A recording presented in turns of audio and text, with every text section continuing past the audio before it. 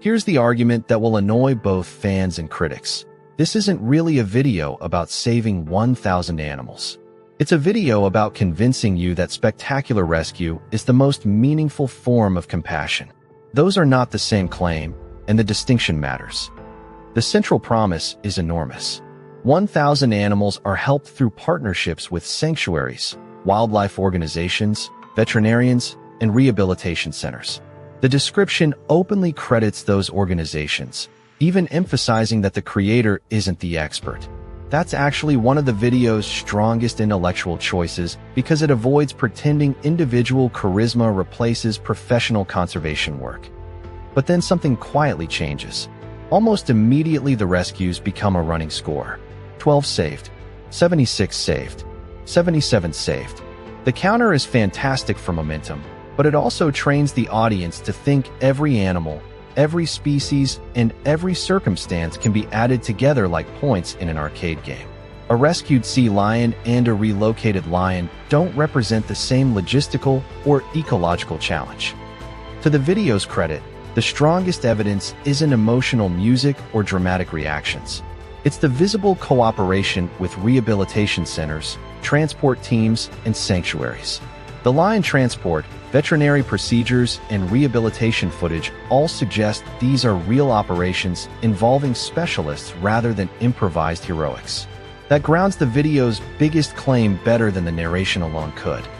Wait, here's where the evidence gets interesting. The video proves animals were helped. It does not really prove that counting 1,000 rescues tells us much about conservation success. Rescue and conservation overlap, but they are not interchangeable.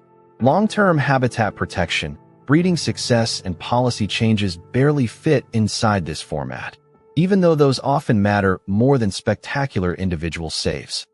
There's something morally strange here. The audience experiences relief every few seconds because another animal reaches safety. That's emotionally satisfying. But the constant payoff risks making wildlife crises feel solvable through enough dramatic interventions instead of confronting why so many animals required rescue in the first place.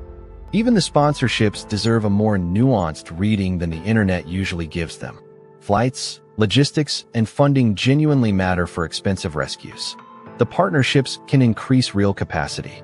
At the same time, corporate branding naturally shifts attention toward highly visible missions because those produce compelling stories. That's an incentive worth recognizing without dismissing the good accomplished. A dry observation. Wildlife apparently has better production scheduling than most office meetings. Coordinating veterinarians, aircraft, sanctuaries, and transport across continents is genuinely impressive. It's also exactly why the video's opening thank you list may be more important than many viewers realize. Notice how the editing affects the argument rather than just the entertainment. Fast cuts compress months of work into minutes. That's great for attention, but it also hides uncertainty, setbacks, and the ordinary maintenance that keeps rescued animals alive after the dramatic moment ends. The spectacle is real. The ongoing care is simply less visible. So my verdict is that the conclusion is only partly supported.